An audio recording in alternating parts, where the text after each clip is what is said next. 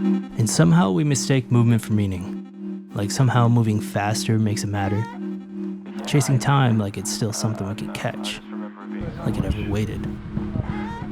So maybe meaning is found in letting ourselves live in the moment. In the late nights, the trips away, the conversations that blur into the morning. It's trying to hold on to something real before it disappears again. Because time never asked us to keep up. It just kept moving. Yet somehow knowing it wouldn't last made everything feel just a little more alive. At least while it was here. Last year was a breaking point, filled with a dozen bad things and a dozen more good. But honestly, I think life has been good lately. And it's still dark in places, but it's clearer than before. I found a new passion for coffee and tea. Not just the taste of it, but more the process of it all. And it's something so simple yet really complex. It quickly became a form of healing habit, a reason to slow down when everything else just felt like it was moving too fast. And for the first time in a while, I feel like I really lived this year. I traveled more, spent time with close friends, fell in love, and had conversations that I know I'll remember long after the details of them disappear.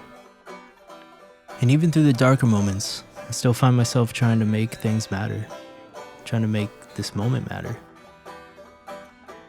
But time feels different now. It's faster.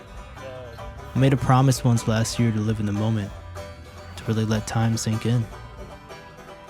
To not just sit around waiting for things to start, but to rather bring them into being myself.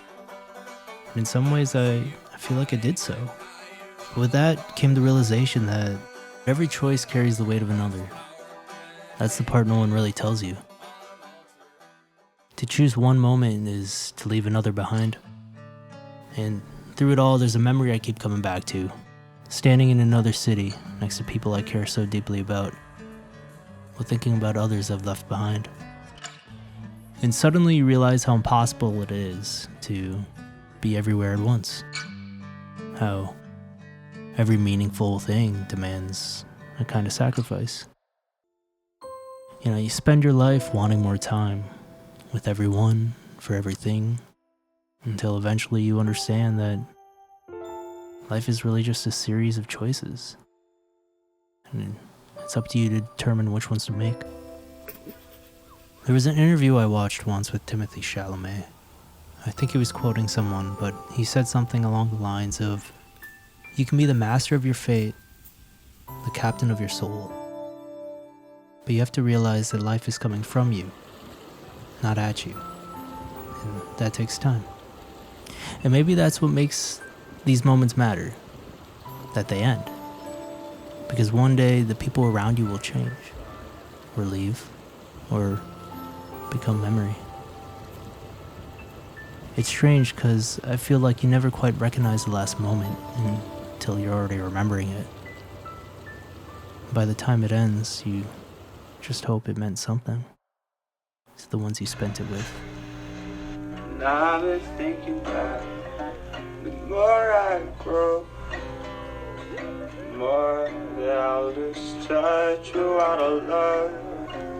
And time it flows so much faster than anything ever. I've always been a dreamer, so what happens when I wake up? I'm not afraid of growing older, I'm just afraid to let it go.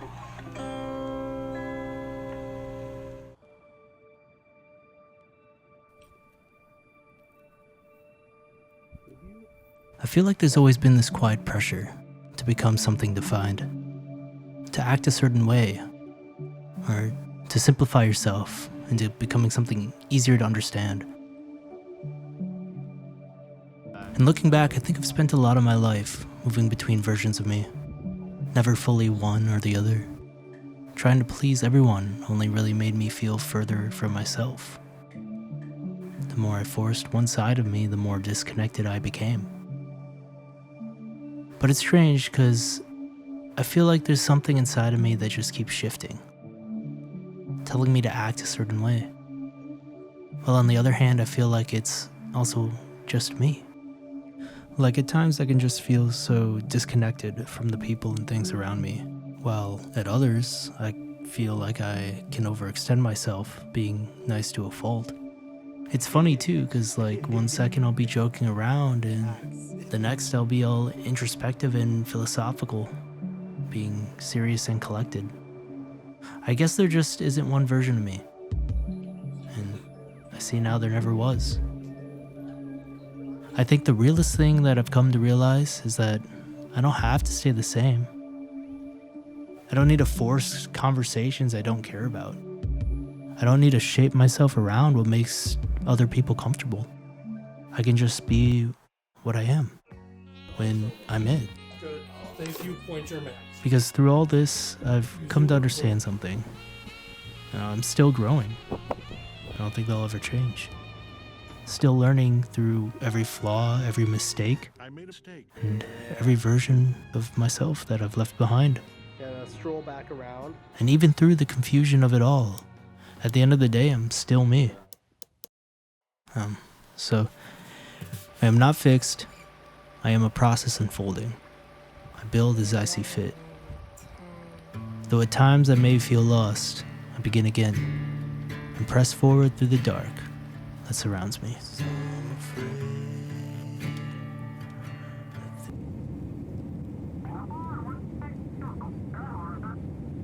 There's a cycle I keep drifting into, kind of life maxing or grind set, trying to optimize my life and trying to stay ahead of it.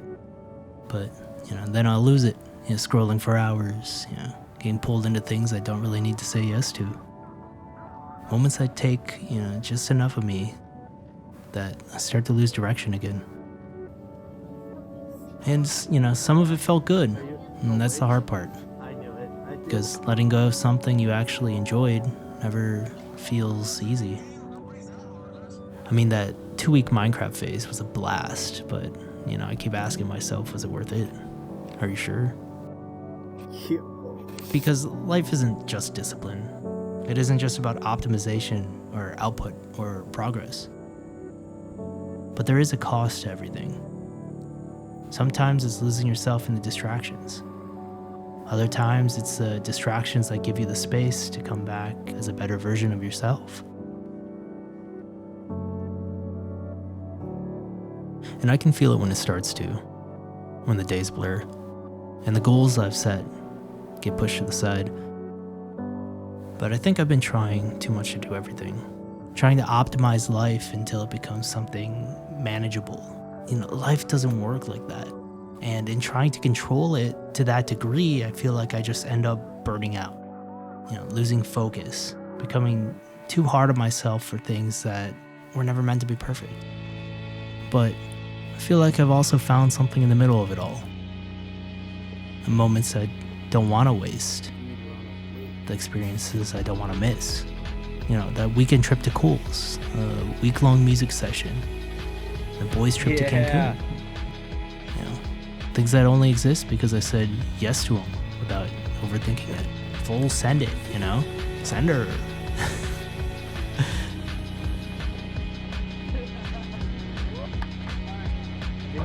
So in the end, the problem is you can't hold on to everything. You can't pause a time and revisit it later. No waiting for the moment to come. No waiting for you to be where you want. When life gives you the opportunity, take it. So now it's become a choice for me to be intentional, to protect what matters. And in no way am I perfect at determining this, but I do it honestly. Because in the end, everything's fleeting. And I feel like knowing that isn't something to fear. It's something to live by.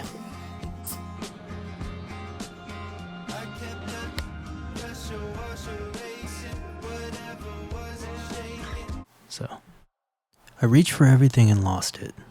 Not because it wasn't mine, but because I refused to choose. And maybe that's the truth of it. That meaning doesn't live in having more or holding on, Instead, it's in what stays, when everything else lets go. So maybe this is it. No answers, no signs, just a pause, and breathing in what's left. I've spent years trying to catch up to life, like it was somewhere ahead of me, waiting for me to walk past, but I was running then.